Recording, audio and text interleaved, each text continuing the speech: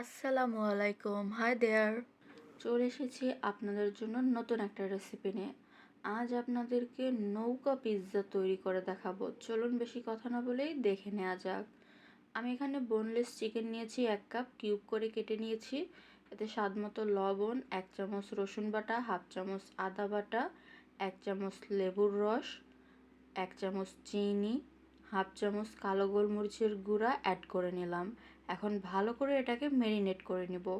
Marinate করে এটা আমি 1 ঘন্টা রেস্টে রেখে দিব। ম্যারিনেট ডান, রেস্টে রেখে দিচ্ছি। এখন একটা বোলে আমি নিয়ে নিচ্ছি 1 কাপ আর আরও 1/3 কাপ ময়দা। এবার এতে অ্যাড করব 2 চামচ ইস্ট, ইনস্ট্যান্ট ইস্ট, আর দিয়ে দেবো স্বাদ মতো লবণ, 3 চামচ চিনি অ্যাড করে নিচ্ছি। এবার শুকনো উপকরণগুলো ভালো করে হাত দিয়ে মিক্স করে নেব। এখানে আমি উষ্ণ গরম লিকুইড দুধ নিয়েছি, অল্প অল্প দিয়ে মেখে নিব। আমি এখানে 1.25 কাপ পরিমাণে নিয়েছি, তবে পুরোটা একসাথে ঢেলে দিব না, যতটুকু প্রয়োজন ততটুকুই নেব। পিৎজার ডোটা সবসময় একটু নরম আঠালো ধরনের হয়, অনেক বেশি হার্ড হয় না। এর জন্য আমার যতটুকু প্রয়োজন আমি ততটুকুই উষ্ণ গরম দুধটা নিয়ে নিচ্ছি। আমি অল্প অল্প করে দিয়ে দিয়েছি ভিউয়ার্স। আমি 1.25 কাপ দুধ সম্পূর্ণটুকু দেই নেই, 1.25 কাপ থেকে 1 টেবিল চামচ পরিমাণ রয়ে গিয়েছে। দেখুন একটা আঠালো ডো হয়ে গেছে। এবারেতে 1 টেবিল চামচ তেল হাতে নিয়ে ভালো করে ময়ান দিয়ে নিব। এবার এই ডোটা আমি 5 মিনিটের মতন ময়ান দিব। ভিউয়ার্স 5 মিনিট হয়ে গেছে। এখন এর উপরে আমি হালকা একটু তেল মেখে তারপর এটাকে রেস্টে রেখে দিব 2 ঘন্টার জন্য, বা যতক্ষণ এটা ফুলে যাবে ততক্ষণ পর্যন্ত এটাকে আমি রেস্টে রাখবো। আমি একটা ঢাকনা দিয়ে ঢেকে রেখে দিচ্ছি।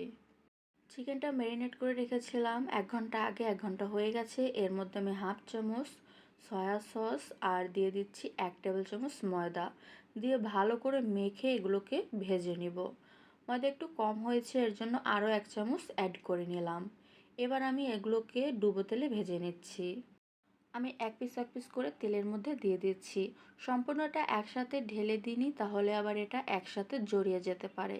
এর জন্য পিস পিস করে দিবেন আর বারবার উল্টে পাল্টে এগুলোকে একদম ব্রাউন কালার করে ফ্রাই করে নেবেন মিডিয়াম টু লো আঁচে।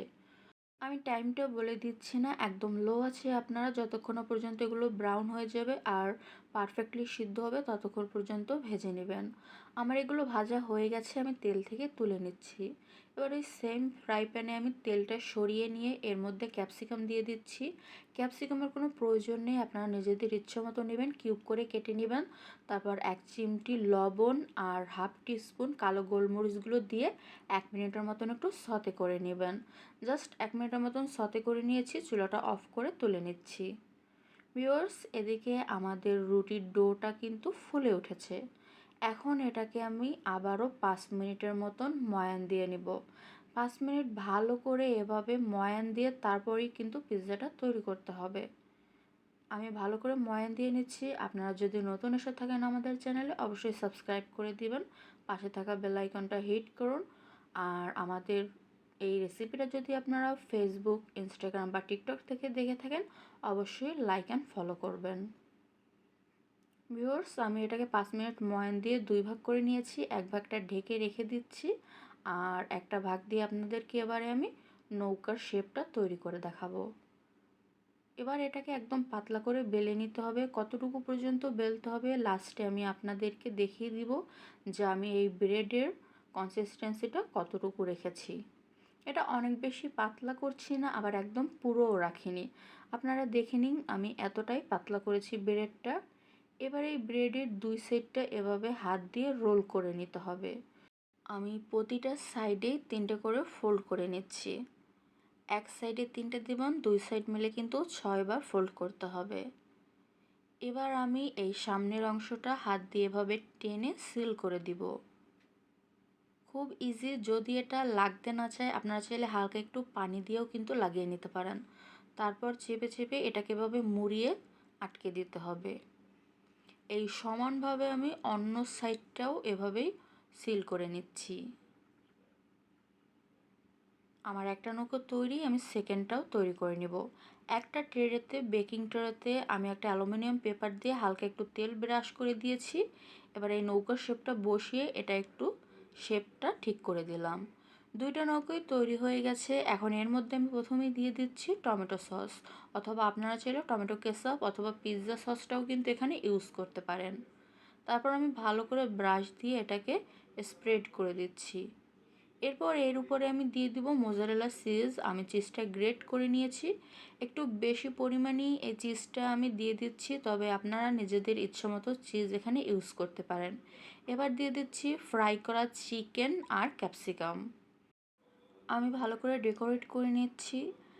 এখন আমি এখানে বাটার গলিয়ে নিয়েছি। এই বাটারটা দুই সাইডটাতে ভালো করে একটু ব্রাশ করে দিব। এটা চাইলে আপনারা স্কিপ করতে পারেন, আবার চাইলে দিয়েও দিতে পারেন। এটা স্পেশাল কোনো ইফেক্ট আনবে এমন না, আমার জাস্ট বাটার ফ্লেভারটা ভালো লাগে এর জন্য দিয়েছি। এবার আমি পিৎজাতে ইটালিয়ান সিজনিং দিয়ে দিচ্ছি আর দিয়ে দেবো চিলি ফ্লেক্স। আপনারা যে কোনো ধরনের মিক্সাপেতেই দিতে পারেন। এখন আমি ওভেনে 180°C এটাকে 30 মিনিটের মতন বেক করে নেব। 20 মিনিট বেক করে এটাকে আমি বের করে নিব। ভিউয়ার্স, 20 মিনিট হয়ে গেছে। এখন এই সাইডের মানে পিৎজার যে সাইড রয়েছে বা এজ রয়েছে এগুলোতে কালার আনার জন্য আমি একটা ডিম ভেঙে কুসুম আলাদা করে নিয়েছি। সেই কুসুমটা এর উপরে স্প্রেড করে দেব। আর একটা কথা মনে রাখবেন, পিৎজাটা তৈরি করার আগে ওভেনটা অবশ্যই 10 মিনিট 180°C প্রিহিট দিয়ে নেবেন। আমি লাস্ট 10 মিনিটের মতন এটাকে 170°C বেক করে নিয়েছি। আমাদের পিৎজা রেডি। সো ভিউয়ার্স, আজকের রেসিপি ভালো লাগলে লাইক শেয়ার কমেন্ট করতে ভুলবেন না।